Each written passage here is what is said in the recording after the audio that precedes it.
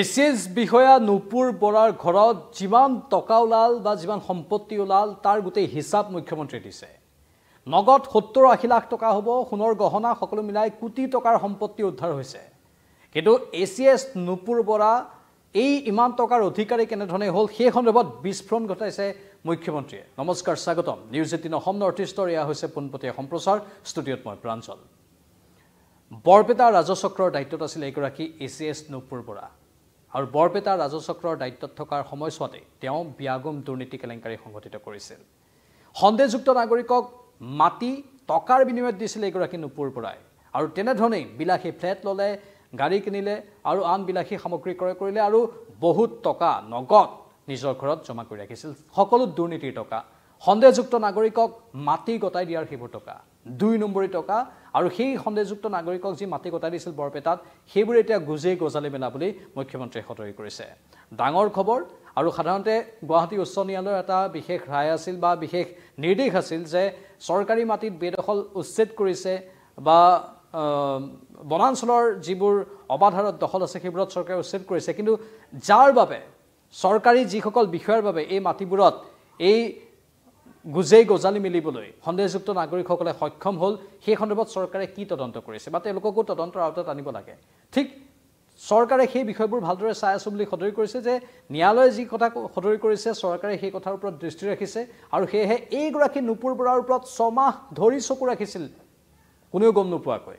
মুখ্যমন্ত্ৰীয়ে কৈছে যে আমাৰ CM ভিজিলেন্সৰ দলে ৬ মাহ ধৰি নুপুৰৰ ওপৰত চকু ৰাখিছিল, নুপুৰে সেই কথা গম পোৱা নাছিল। মানে তলে তলে তদন্ত চলি আছিল নুপুৰৰ গতিবিধি। কালি নিশাৰ ভাগতে অভিযান চলিলেহেঁতেন, কিন্তু টুৰিষ্ট লজ এটাত বাহৰ পাতি আছিল নুপুৰে, সেয়েহে কালি নিশাৰ ভাগত তেওঁৰ ঘৰত অভিযান নচলিলে। আজি তেওঁ ঘৰত অহাৰ পাছত অভিযান চলিছে আৰু অভিযান কালতে এই বৃহৎ পৰিমাণৰ টকা উদ্ধাৰ হৈছে, যিবোৰ টকা ৰাজচক্ৰ বিষয়াৰ কাৰ্যালয়ত বিষয়া হিচাপে থকাৰ সময়ছোৱাতেই, এজন ৰাজচক্ৰ বিষয়া হিচাপে দায়িত্ব পালন কৰি থকাৰ সময়তেই দুৰ্নীতিৰে সংগ্ৰহ কৰিছিল। তাকো কি দুৰ্নীতি? সন্দেহযুক্ত নাগৰিকক অবাধ হাৰত মাটি আবণ্টন দিয়ে। সেই ম্যাদী পট্টাৰ মাটি বা চৰকাৰী মাটি এই সন্দেহযুক্ত যিসকল লোক সদায় সন্দেহৰ আৱৰ্তত থাকে তেনেধৰণৰ লোকক টকাৰ বিনিময়ত দি দিছিল, তেওঁলোকৰ নথিপত্ৰ পৰীক্ষা কৰা নাছিল। নুপুৰ বৰাই তেনেধৰণেই দুৰ্নীতি সংঘটিত কৰা বুলি মুখ্যমন্ত্ৰীয়ে বিস্ফোৰণ ঘটাইছে। স্বাভাৱিকতে এইটো এটা ডাঙৰ খবৰ। আমাৰ একাংশ ৰাজচক্ৰ বিষয়াৰ কাৰ্যালয়ত কি চলে সেই কথা মুখ্যমন্ত্ৰীৰ মুখৰ পৰাই আমি শুনিবলৈ পাইছোঁ। একাংশ ৰাজচক্ৰ বিষয়াই কেনেধৰণে কাম কৰে তাৰ এটা আমি কিছু উদাহৰণ পাইছোঁ। সকলো নহয়, একাংশ বাৰে বাৰে কৈ থকা হয় আৰু সেই একাংশই বিভিন্ন সময়ত গোটেই কেলেংকাৰীবোৰ সংঘটিত কৰাৰ অভিযোগ উত্থাপন হৈ থাকে। তাত একাংশ মণ্ডল বা লাটমণ্ডলো সোমাই থাকে, তেনেধৰণৰ বহু অভিযোগ আছে। মুখ্যমন্ত্ৰীৰ সেই মন্তব্যটো শুনাব বিচাৰিছোঁ। মুখ্যমন্ত্ৰীয়ে কি ক'লে এবাৰ শুনক। প্ৰায় ১ কোটি টকা নগদ টকা আৰু সোণৰ গহনা। নগদ টকা প্ৰায় ৭০-৭৫ লাখ টকা, সোণৰ গহনাও যথেষ্ট আমি পাইছোঁ। আৰু এই বিষয়াগৰাকীয়ে বৰপেটাত মাটিৰ বহুত গণ্ডগোল কৰাৰ কাৰণে আজি আমি ৬ মাহৰ পৰা তেওঁৰ ওপৰত আমি গোপনে ইনকুৱাৰী কৰি আছিলোঁ।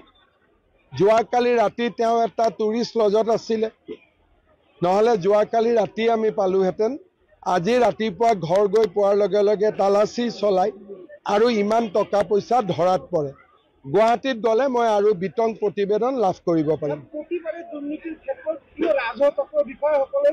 চাওক, অসমত সংখ্যালঘু অধ্যুষিত অঞ্চলসমূহৰ ৰেভিনিউ চাৰ্কুলত বহুত বেছি দুৰ্নীতি হৈ আছে।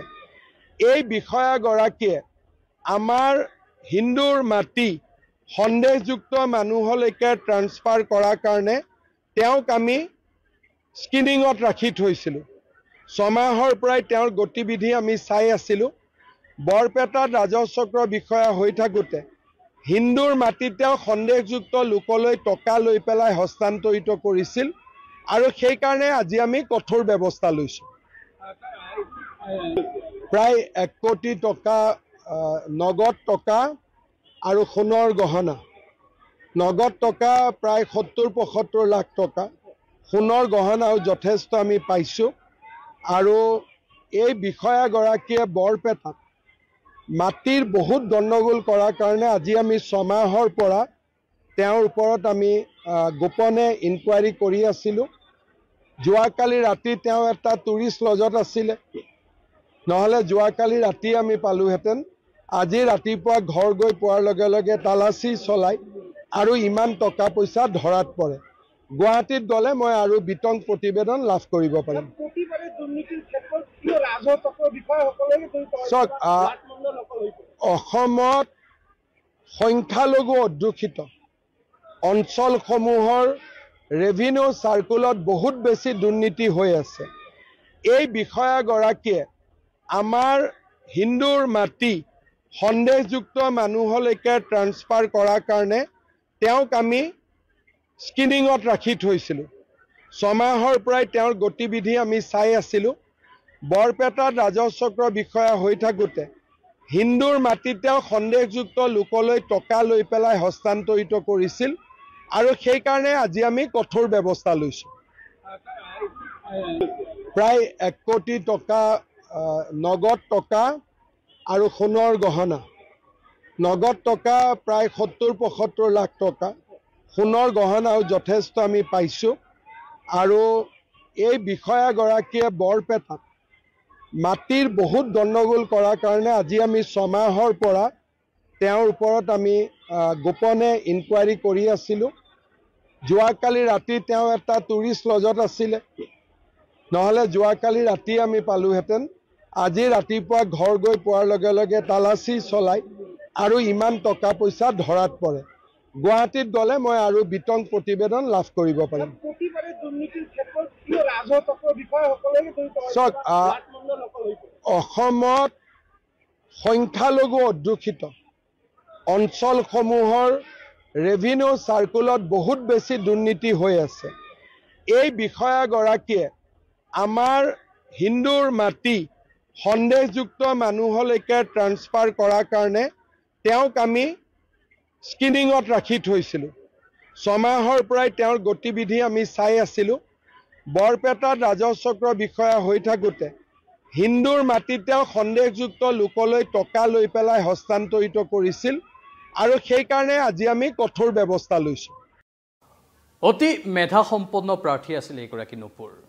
বাহিৰত দেখিলে কোনো গমেই নাপাব যে তেওঁ এনেধৰণৰ ব্যাগুম দুৰ্নীতি সংঘটিত কৰিব পাৰে বুলি। 2019 চনত মাত্ৰ তেওঁ নিযুক্তি লাভ কৰিছিলহে।